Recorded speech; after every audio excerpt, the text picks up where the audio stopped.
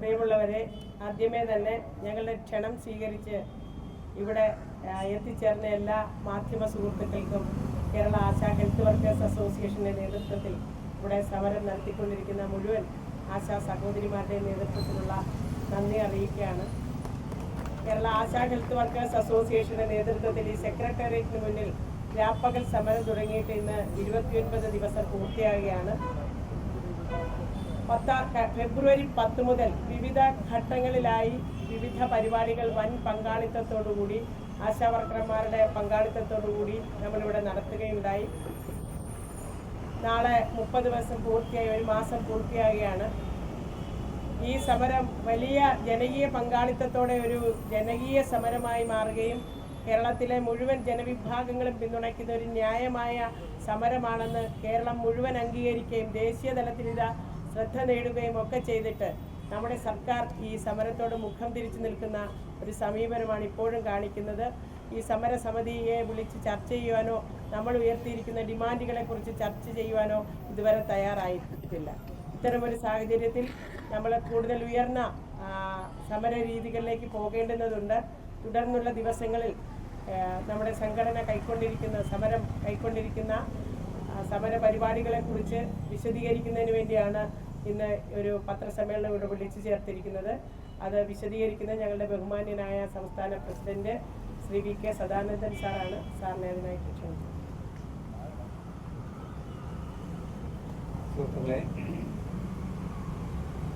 നമ്മുടെ Kerala ASHA health workers association സംസ്ഥാന general secretary Shrimati Bindu ഇവിടെ സൂചിപ്പിച്ചതുപോലെ കേരളത്തിലെ ആശാ വർക്കർമാരുടെ ഈ രാപ്പകൽ സമരം ഒരു മാസം പൂർത്തിയാവുക.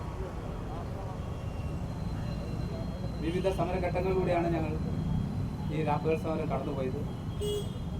രാപ്പകൽ സമരത്തോടൊപ്പം തന്നെ വിവിധ ഘട്ടങ്ങളിൽ കേരളത്തിലെ ആശാ വർക്കർമാർ 14 ജില്ലകളിൽ നിന്നും എത്തിച്ചേരുന്ന വൻ രീതിയിലുള്ള സമ്മേളനങ്ങൾ, മഹാസംഗമങ്ങൾ, നിയമസഭാ മാർച്ച്, മാർച്ച് 8 സാർവദേശീയ വനിതാ ദിനം ആചരിച്ചുകൊണ്ടുള്ള പ്രോഗ്രാം, ഇങ്ങനെ വൻ രീതിയിൽ കേരളത്തിലെ ആശാ വർക്കർമാർ പങ്കെടുക്കുന്ന സെക്രട്ടേറിയറ്റ് മുമ്പിൽ അണിനിരുന്ന പരിപാടികൾ നടത്തിയതാണ്. നിങ്ങളേവരും അത് കണ്ടതാണ്.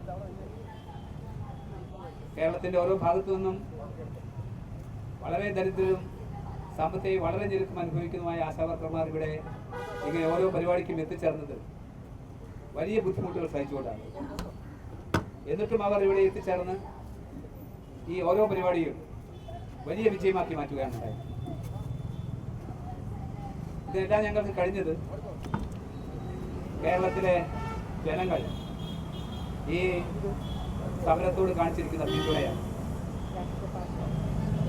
പ്രതിപക്ഷ രാഷ്ട്രീയ പാർട്ടികൾ ഒന്നടങ്കം കൂട്ടായും അല്ലാതെയും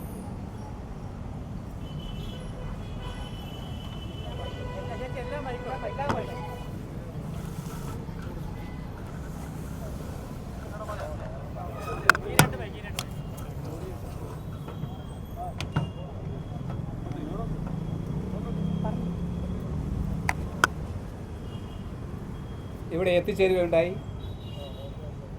അവരുടെ പിന്തുണ നൽകി. അതേപോലെ വിവിധ മണ്ഡലങ്ങളിൽപ്പെട്ടിരിക്കുന്ന വിവിധ ബഹുജന സംഘടനകൾ, സാംസ്കാരിക സംഘടനകൾ എല്ലാം തന്നെ നൂറുകണക്കിന് സംഘടനകളാണ് ഇതിനകം ഈ സമരവേദിയിലെത്തി പിന്തുണ നൽകി.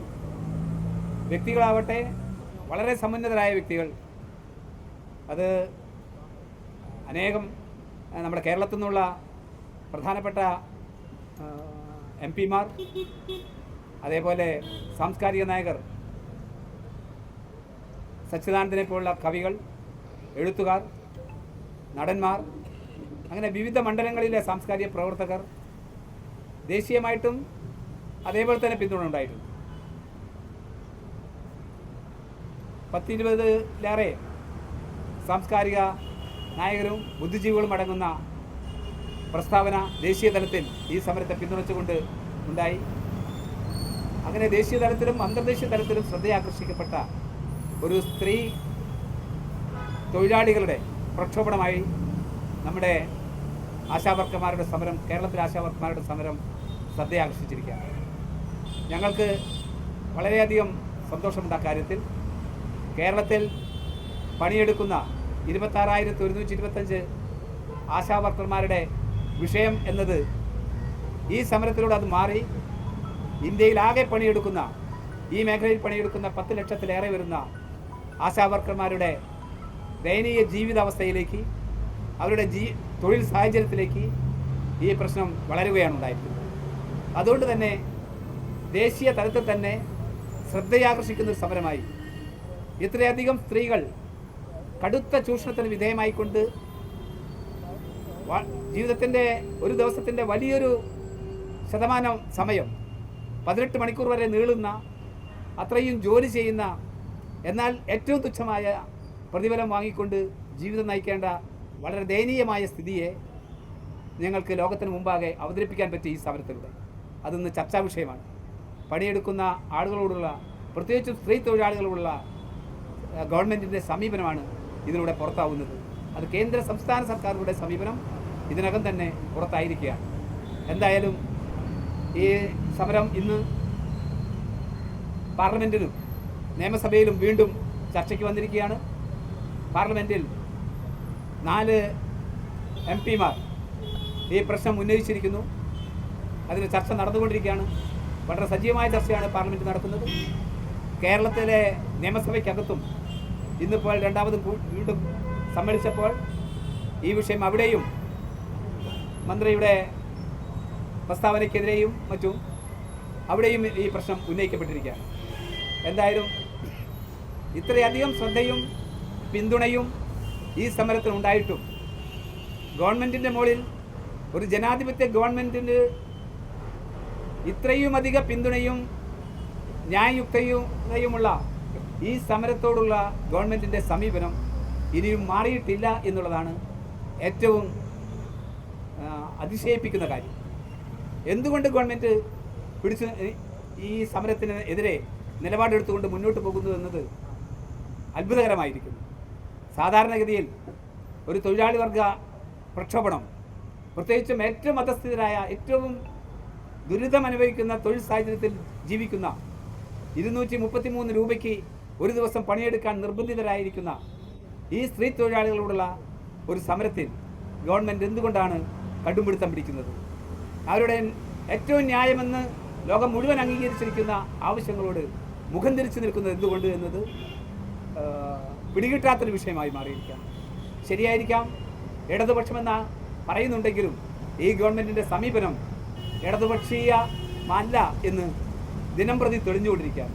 പ്രത്യേകിച്ചും തൊഴിൽ സമരങ്ങളോട്, സ്ത്രീ തൊഴിലാളികൾ നടക്കുന്ന ഈ സമരങ്ങളോട് ഈ ഗവൺമെൻറ് കാണിച്ചിരിക്കുന്ന സമീപനം അങ്ങേയറ്റം മോശകരമാണ്.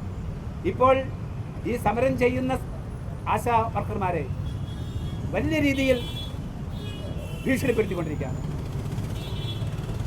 ഗവൺമെൻറ് ആരോഗ്യവകുപ്പിൻ്റെ ഉത്തരവുകൾ ഇറങ്ങിയിരിക്കുകയാണ്. നിങ്ങൾ ഹാജരാകുന്നില്ലെങ്കിൽ ഞങ്ങൾ പകരം ആളുകളെ വയ്ക്കുമെന്ന്. ഒരു നിയമാനുസൃതമായ പണിമുടക്ക് നടത്തിക്കൊണ്ടിരിക്കുന്ന, സമരം നടത്തിക്കൊണ്ടിരിക്കുന്ന തൊഴിലാളികളെ ഭീഷണിപ്പെടുത്തുന്നത് പകരം ആളെ വയ്ക്കും എന്നുള്ള ഭീഷണിയാണ് മുഴുകിയിരിക്കുന്നത്. പലരെയും സെൻറ്ററുകളിലേക്ക് വിളിച്ച്, ആശുപത്രികളിലേക്ക് വിളിച്ച് നിങ്ങൾ ഉടനെ സമരത്തിൽ നിന്ന് പിൻവലിയണം എന്ന് ഭീഷണിപ്പെടുത്തുന്നു.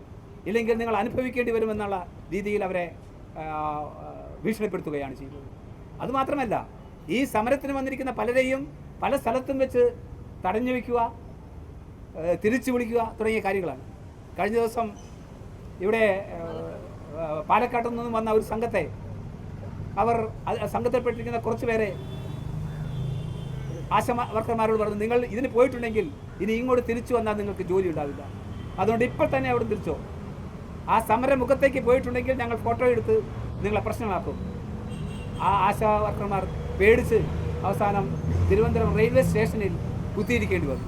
ഇവിടേക്ക് വന്നവരാണവർ, പക്ഷേ അവരെ ഭീഷണിപ്പെടുത്തി പിന്തിരിപ്പിച്ചു. ഒരു രാത്രി മുഴുവൻ അവർ ഇരിക്കുന്നു, കാരണം ട്രെയിൻ കിട്ടണ്ടേ. സമരത്തിൽ പങ്കെടുക്കാൻ പറ്റാതെ അവർ റെയിൽവേ സ്റ്റേഷനിൽ ഇരിക്കേണ്ട ഗതികേടുണ്ടായി. ഈ രീതിയിലുള്ള സംഭവങ്ങൾ പല ഭാഗത്തും ഒരേ വീട്ടിൽ നടന്നുകൊണ്ടിരിക്കുന്നു. ഇത്രയും ബുദ്ധിമുട്ടനുഭവിക്കുന്ന സ്ത്രീകൾ നടത്തുന്ന ഒരു സമരത്തോട് എന്തുകൊണ്ട് ഈ സമീപനം?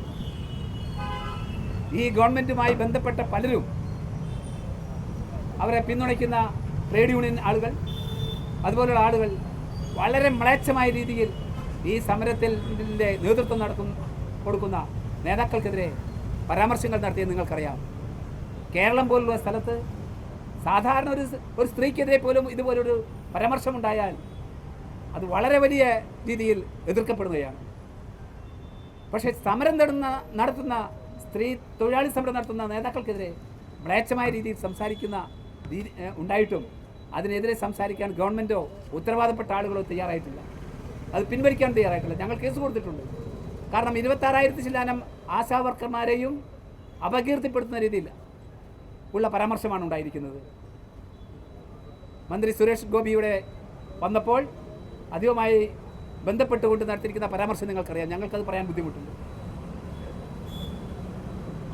ഈ രീതിയിൽ ഈ സമരത്തെ നേരിടുന്നു.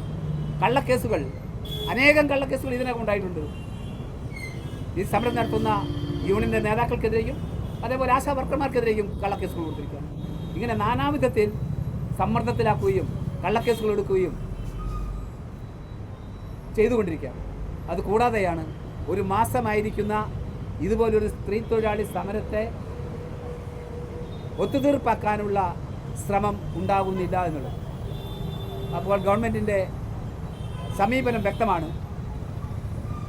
ഒരു തരത്തിലും ഈ സമരം ന്യായമായ രീതിയിൽ, ജനാധിപത്യപരമായ രീതിയിൽ, തൊഴിലാളി സൗഹൃദമായ ഒരു രീതിയിൽ പരിഹരിക്കാൻ ഗവൺമെൻറ് തയ്യാർ അല്ല എന്നുള്ളതാണ് കാണിക്കുന്നത്.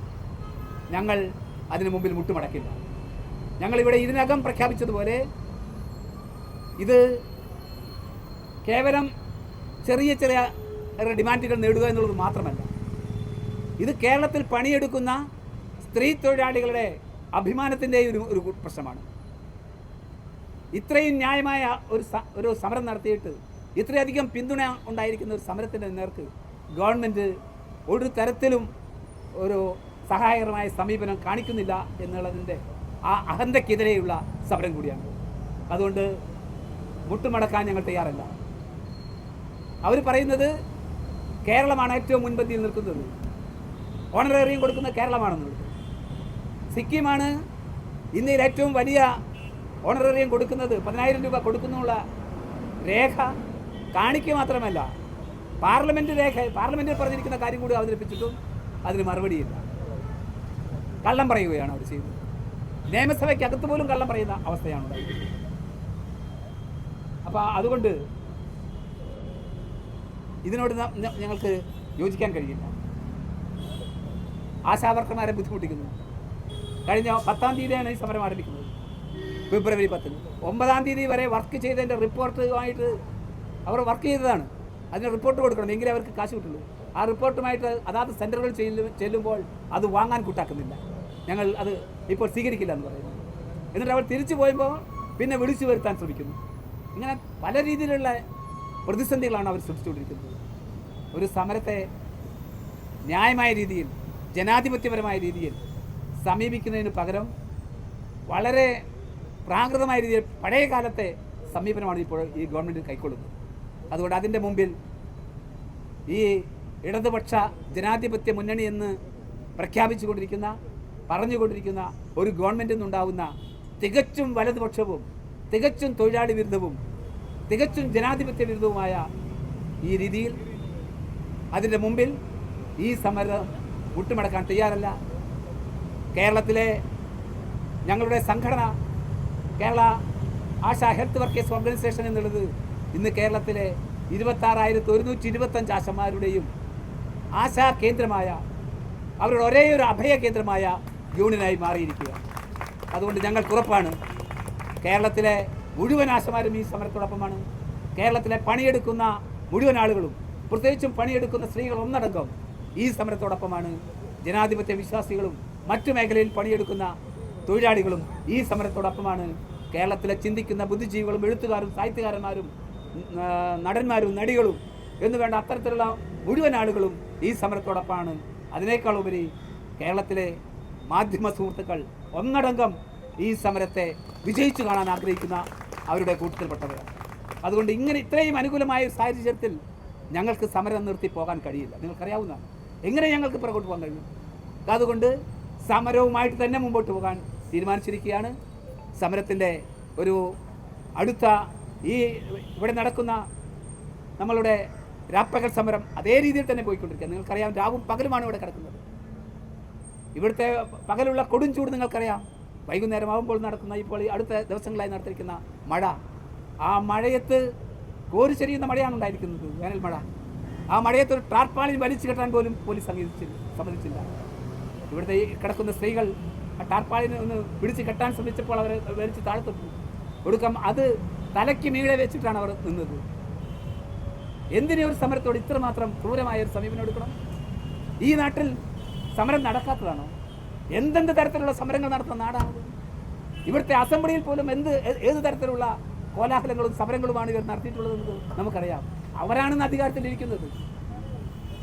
അപ്പോൾ സെക്രട്ടേറിയറ്റ് നടയിൽ വളരെ സമാധാനപരമായി സ്ത്രീ തൊഴിലാളികൾ നടത്തുന്ന ഒരു സമരത്തിൽ മഴ പെയ്യുമ്പോൾ ഒരു ടാർപ്പാളിൽ കെട്ടാൻ പോലുള്ള അനുമതി കൊടുക്കാതെ അവരെ ദ്രോഹിച്ചുകൊണ്ടിരിക്കുകയാണ്. അതിശയകരമാണ്. ലോകം ഉറ്റുനോക്കുകയാണ്. ഇടതുപക്ഷം എന്ന വാക്കുകൾ ഉണ്ടായിട്ട് കാര്യമില്ല. കമ്മ്യൂണിസവും ഇടതുപക്ഷ രീതിയും മാർക്സിസവും ഒന്നും വാക്കുകളിലല്ല ഉണ്ടാവേണ്ടത്, പ്രവൃത്തിയിലാണ്. പ്രവൃത്തി ഏറ്റവും തെളിയിക്കുന്നത് സമരമുഖത്താണ്. ഒരു സമരത്തോടുള്ള സമീപനത്തെയാണ് ഇടതുപക്ഷം വ്യവച്ഛേദിക്കുന്നത്. അതിലൂടെയാണ് മനസ്സിലാവുന്നത് അത് ഇടതുപക്ഷമാണോ അല്ലയോ എന്നുള്ളത്.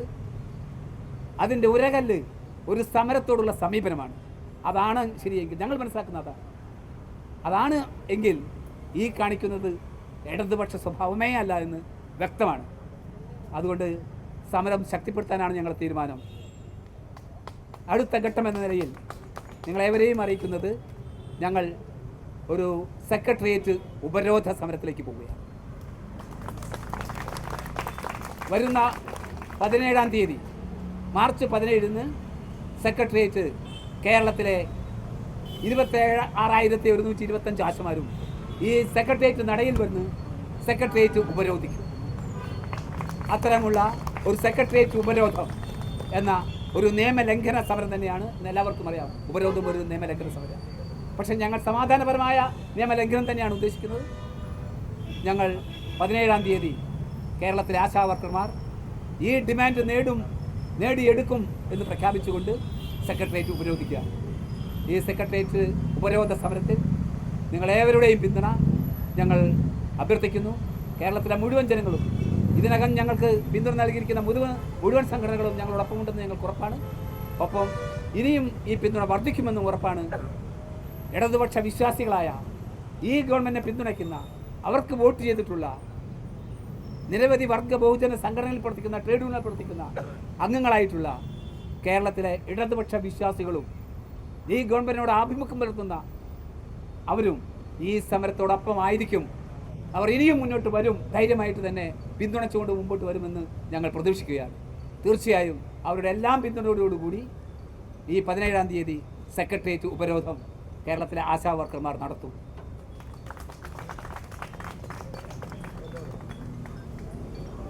എന്തെങ്കിലും ചോദിക്കാം?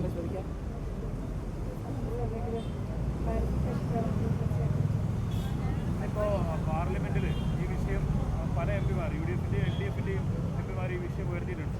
നിലവിൽ LDF ഇപ്പോൾ പിണറായി വിജയൻ മുഖ്യമന്ത്രി ഉൾപ്പെടെയുള്ളവർ പറയുന്നത് കേന്ദ്ര സർക്കാരിൽ നിന്ന് പണം ലഭിക്കാനുണ്ട്. ഇതിൽ ശാശ്വതമായ ഒരു പരിഹാരം കേന്ദ്ര സർക്കാരിൽ നിന്നാണ് ലഭിക്കേണ്ടത്. സംസ്ഥാന സർക്കാരിനെ ചെയ്യാൻ കഴിയുന്ന പരിമിതിയുണ്ട്. പക്ഷേ സമരം തെറ്റാണ് എന്ന് അവരാരും പറയുന്നില്ല, മന്ത്രി ഉൾപ്പെടെ പറയുന്നില്ല. കേന്ദ്ര സർക്കാരിനെതിരായ ഒരു പ്രതിഷേധം ഏതെങ്കിലും തരത്തിൽ ഉയർത്തുന്നുണ്ടോ ഈ 2ാം ഘട്ടത്തിലേക്ക് കടക്കുമ്പോൾ? ഓക്കെ. ഞങ്ങൾ സമരം ആരംഭിച്ചത് ഓണറേറിയം വർദ്ധിപ്പിക്കണം എന്നാവശ്യപ്പെട്ടുകൊണ്ടാണ്. വിരമിക്കൽ ആനുകൂല്യം പ്രഖ്യാപിക്കണം എന്നാവശ്യപ്പെട്ടുകൊണ്ടാണ്. ഇത് രണ്ടും എല്ലാ സംസ്ഥാനങ്ങളിലും കൊടുത്തുകൊണ്ടിരിക്കുന്ന സംസ്ഥാന സർക്കാരുകളാണ്. കേന്ദ്രത്തിനെതിരായി ഞങ്ങൾ സമരം നടത്തില്ല എന്ന് ഒരിടത്തും പറഞ്ഞിട്ടില്ല. ഞങ്ങൾ ഇന്ന് കേരളത്തിൽ നടത്തിയിരിക്കുന്ന സമരം കേന്ദ്ര സർക്കാരിൻ്റെ മുന്നിൽ ഈ വിഷയങ്ങൾ കൊണ്ടെത്തിക്കാനും ഇൻസെൻറ്റീവ് അടക്കമുള്ള കാര്യങ്ങൾ വർദ്ധിപ്പിക്കണമെന്ന് ആവശ്യപ്പെടാനും ആശാവർക്കർമാരെ സ്ഥിരപ്പെടുത്തണമെന്ന് എന്നുള്ള ഡിമാൻഡിലേക്ക് കൊണ്ടെത്തിക്കാനും ഞങ്ങളുടെ ഈ സമരത്തിലൂടെ കഴിഞ്ഞിട്ടുണ്ട്. കേന്ദ്ര ഗവൺമെൻറ്റിൻ്റെ പ്രതിനിധികൾ ഇവിടെ വന്നപ്പോൾ ശക്തമായി ഞങ്ങൾ ആ വിഷയങ്ങൾ അവരുടെ മുന്നിൽ അവതരിപ്പിക്കുകയും അത് കേന്ദ്രത്തിൽ അവതരിപ്പിച്ച് അതിന് വേണ്ടുന്ന നടപടികൾ ഉണ്ടാകണമെന്ന് അവരോട് ആവശ്യപ്പെടുകയും ചെയ്തിട്ടുണ്ട്.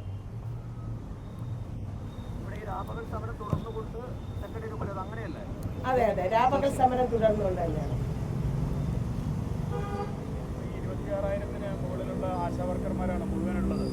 സമരത്തിൽ പങ്കെടുക്കുന്ന തരത്തിലാണ് അവർ ഈ സംസ്ഥാന സർക്കാർ തന്നെ കണക്ക് പുറത്തുവിടുന്നത് വളരെ ചുരുങ്ങിയ ആളുകൾ മാത്രമാണ്. ഇതിന് എതിരെയുള്ളൊരു വിമർശനം അതാണ്.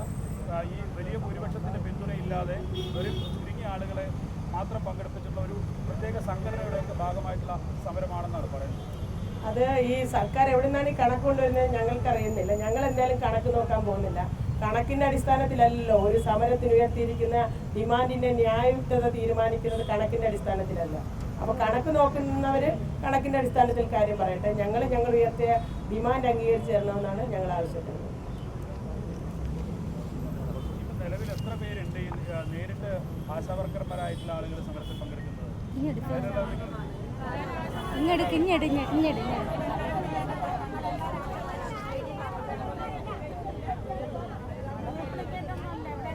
തിരുവനന്തപുരം ജില്ലയിൽ ആശമാർക്ക് ഐഡന്റിറ്റി കാർഡ് കിട്ടിയിട്ടില്ല.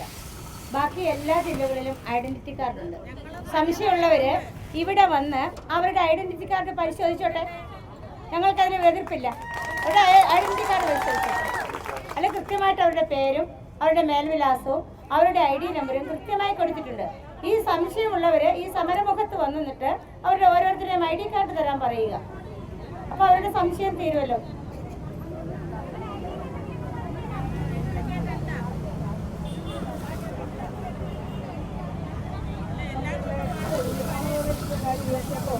മന്ത്രി നിരന്തരം കള്ളം പറയുന്നത് നമുക്കറിയാം. മന്ത്രി നിരന്തരം കള്ളം പറയുകയാണ്. ഇതിനാണ് മന്ത്രി നിയമസഭയ്ക്കകത്ത് പോലും കള്ളം പറയുന്നതെന്ന് പല ആവർത്തി ചോദിക്കുന്നുണ്ട്. ഇതുവരെയും വ്യക്തമായ മറുപടി പറഞ്ഞിട്ടില്ല. പബ്ലിക് ഡൊമൈനിലുള്ളൊരു ഡോക്യുമെൻ്റാണ് സിക്കിമിൽ 10,000 രൂപ നൽകുന്നു എന്നുള്ളത്. അപ്പോൾ എന്തിനാണ് വീണ്ടും വീണ്ടും അത് പറയുന്നത്? നമുക്ക് അബദ്ധം പറ്റാം, ഏതൊരു മനുഷ്യനും അബദ്ധം പറ്റാം. പക്ഷേ അബദ്ധം പറ്റിയാൽ അത് ചൂണ്ടിക്കാണിച്ചാൽ അത് തിരുത്താൻ തയ്യാറാകണം. ഇപ്പോഴും അത് തയ്യാറായിട്ടില്ല. നമ്മളെ പരിഹസിക്കുകയും ആക്ഷേപിക്കുകയും അശ്ലീലം പറയുന്നതിന് അപ്പുറത്തേക്ക് ഞങ്ങൾ മുന്നോട്ട് വെക്കുന്ന കാര്യങ്ങൾ തെറ്റാണെങ്കിൽ അല്ലെങ്കിൽ അത് ശരിയാണെങ്കിൽ അത് അംഗീകരിക്കുവാൻ എന്തിനാണ് ഇത്ര പിടിവാശി? ഞങ്ങൾക്ക് മനസ്സിലാവുന്നില്ല. സർക്കാരിന് എന്തിനാണ് പിടിവാശി? ഞങ്ങളോട് പലരും വന്ന് ചോദിക്കുന്നു, നിങ്ങൾ സെറ്റിൽ ചെയ്യില്ലേന്ന്. ആരാണ് സെറ്റിൽ ചെയ്യേണ്ടത്? സെറ്റിൽ ചെയ്യേണ്ടത് സർക്കാരാണ്.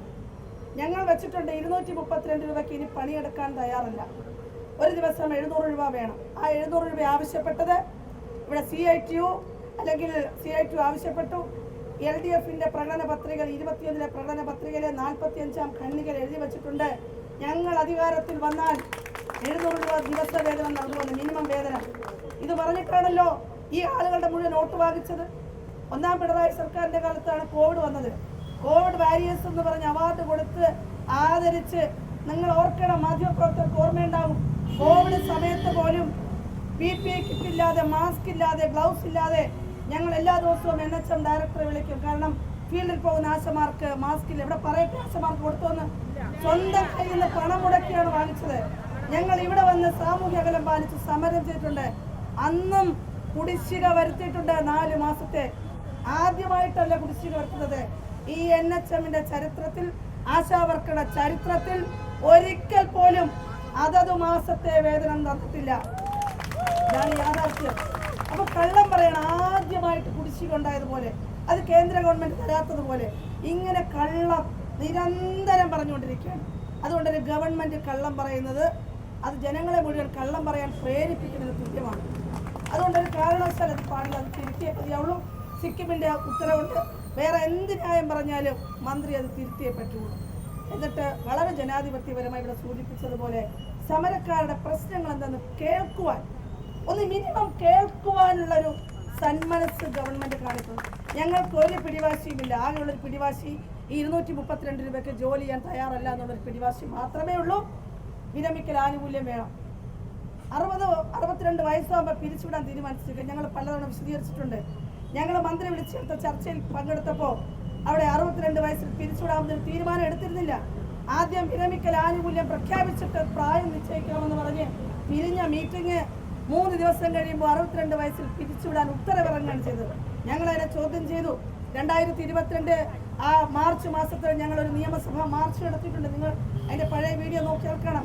ഇപ്പോൾ നടന്ന മാർച്ചിനേക്കാൾ അതിഗംഭീരമായ വലിയ പങ്കാളിത്തമുള്ള മാർച്ചായിരുന്നത്. അതുകൊണ്ട് ഇത് പൊടുന്നനെ വന്നൊരു സമരമല്ല, ഇത് ഘട്ടം ഘട്ടമായി വികസിച്ചു വന്നാണ് ഇന്ന് ഈ സമരം എത്തിയിരിക്കുന്നത്. അപ്പോൾ അങ്ങനെ വിരമിക്കൽ ഉത്തരവ് ഏകപക്ഷീയമായി ചർച്ച നടത്തിയ യൂണിയനുകളുടെ അഭിപ്രായത്തിന് വിരുദ്ധമായ ഉത്തരവിറക്കിയിട്ട് ആ ഉത്തരവ് ഫ്രീസ് ചെയ്തിരിക്കുകയാണെന്ന് മന്ത്രി ഇപ്പോഴും പറയാം. ഞങ്ങളുടെ കയ്യിലുണ്ട് ഉത്തരവ് 62 വയസ്സിൽ തിരിച്ചുവിടുക. അപ്പോൾ അതുകൊണ്ട് ദയവേത് ഗവൺമെൻറ് അത്തരത്തിലുള്ള അഭിപ്രായ പ്രകടനങ്ങൾ മാറ്റിവെച്ചുകൊണ്ട് സമരം ചെയ്യുന്ന ഈ കൊടും വെയിലിൽ ഈ പറഞ്ഞതുപോലെ 30 ദിവസമായി കേരള തലസ്ഥാനത്ത് ഇങ്ങനെ സ്ത്രീകൾ വന്നിരുന്ന് സമരം ചെയ്യുമ്പോൾ ഞങ്ങൾ ഇനിയും സമരം ചെയ്യാൻ തയ്യാറാണ്. ഇനി എത്ര പേര് മുന്നോട്ട് പോകാൻ തയ്യാറാണ്. ഞങ്ങളിവിടെ വന്നിരിക്കുന്ന സ്ത്രീകളോട് പറയാറുണ്ട്, വനിതകളോട് പറയാറുണ്ട്, ഇത്രയും ക്ഷീണിച്ചു, നിങ്ങൾ 29 ദിവസമായിരിക്കുന്നു, 2 ദിവസം റെസ്റ്റ് എടുക്കുമെന്ന് പറയുമ്പോൾ എല്ലാ ദിവസവും ഇരിക്കുന്ന ആളുണ്ട്, നിങ്ങൾ നോക്കണം. അവർ പറയുന്നതില്ല, ഞങ്ങളിവിടെ മരിച്ചു വീണാലും ഞങ്ങൾ വിജയിച്ചിട്ടേ പോകുള്ളൂ. അങ്ങനെ ഇച്ഛാശക്തിയുള്ള ആളുകൾ ഇരിക്കുന്ന സമരമാണ്. ഇതാരെങ്കിലും ആട്ടിത്തെളിച്ചതല്ല, കുത്തിയിളക്കിയതല്ല. അങ്ങനെയുള്ള എല്ലാ പരാമർശങ്ങൾക്കും മറുപടി കൊടുത്തുകൊണ്ടാണ് സമരം 30-ാം ദിവസത്തിലേക്ക് കടക്കുന്നത്. അതുകൊണ്ട് ഞങ്ങൾക്ക് ഞങ്ങളുടെ തീരുമാനവുമായി പ്രവർത്തനവുമായി മുന്നോട്ട് പോവുക മാത്രമേ മാർഗമുള്ളൂ. അതുകൊണ്ട് തീർച്ചയായും ഉപരോധം എന്ന് പറയുന്നത് അതിശക്തമായൊരു ഉപരോധം തന്നെയായിരിക്കും. ഒരുപക്ഷേ കേരളത്തിന് ഞങ്ങളെ പിന്തുണച്ച മുഴുവൻ ആളുകൾക്കും അത് വളരെ വലിയൊരു ആശ്വാസം നൽകുന്നത്. മന്ത്രി നേരത്തെ പറഞ്ഞുകൊണ്ടിരുന്നത് ഞങ്ങൾ 2 കാര്യം ചെയ്തു എന്നാണ്. കുടിശ്ശിക നൽകി, മാനദണ്ഡങ്ങൾ പിൻവലിച്ചു. ഇനി എന്താ സമരം പിൻവലിച്ചൂടെ? പക്ഷേ മാനദണ്ഡങ്ങൾ പിൻവലിച്ചു എന്നുള്ള ഉത്തരവ് ഇപ്പോൾ പോലും ഇറങ്ങിയിട്ടില്ല. 10 മാനദണ്ഡങ്ങളും പിൻവലിച്ച് മാനദണ്ഡമില്ലാതെ ഓണറേറിയം നൽകും, ഉപാധിരഹിത ഓണറേറിയം നൽകും എന്നുള്ള പറഞ്ഞെങ്കിലും ആ ഉത്തരവ് ഇപ്പോഴും ഇറങ്ങിയിട്ടില്ല.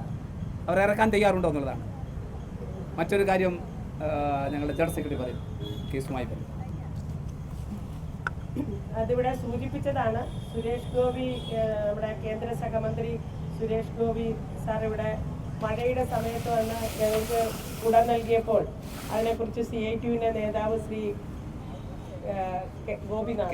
KN ഗോപിനാഥൻ നടത്തിയ അതും ആശാവർക്കർമാരുടെ ഒരു സമരത്തിൽ തന്നെ ആശാവർക്കർമാരെ മുന്നിലിരുത്തിക്കൊണ്ട് മുഴുവൻ ആശാവർക്കർമാരെ അപമാനിക്കുന്ന തരത്തിലുള്ള ഒരു പരാമർശം നടത്തിയതിനെതിരായി ഞങ്ങൾ ഓൾറെഡി വനിതാ കമ്മീഷനിൽ പരാതി കൊടുത്തിട്ടുണ്ട്. കൂടാതെ നമ്മൾ വഞ്ചിയൂർ കോടതിയിൽ ഇന്ന് കേസ് ഫയൽ ചെയ്തിട്ടുണ്ട്, മാനനഷ്ട കേസ്. 10 കോടി രൂപ മാനനഷ്ട അത് ആവശ്യപ്പെട്ടുകൊണ്ടാണ് കേസ് ഫയൽ ചെയ്തിരിക്കുന്നത്. കേരളത്തിലെ 26,125 ആശമാരെയും അപമാനിച്ചതാണ്. അതുകൊണ്ടാണ് നമ്മൾ അത്തരം ഒരു തുക ആവശ്യപ്പെട്ടുകൊണ്ട് കേസ് ഫയൽ ചെയ്തിരിക്കുന്നത്.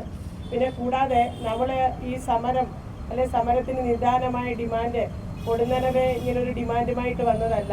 ഇവിടെ ഔദ്യോഗികമായി അന്വേഷിച്ചാൽ നിങ്ങൾക്കെല്ലാം അറിയാം, പല ഘട്ടങ്ങളിലായി ഈ ഡിമാൻഡുകൾ സർക്കാരിന് മുന്നിൽ വെച്ചിട്ട് അതിനകത്ത് ഒരു ഗൗരവതരമായ ഒരു സമീപനമെടുക്കാൻ തയ്യാറാകാത്തതിൻ്റെ ഫലമായിട്ടാണ് ഞങ്ങൾ ഈ സെക്രട്ടേറിയറ്റ് നടയിൽ എത്തേണ്ടി വന്നത്. പിന്നെ മിനിസ്റ്റർ ചർച്ച നടത്തി എന്ന് ഉള്ളത് പലപ്പോഴും പറയുന്നുണ്ട്. തീർച്ചയായിട്ടും ചർച്ച നടത്തിയത് 15-ാം തീയതിയാണ്.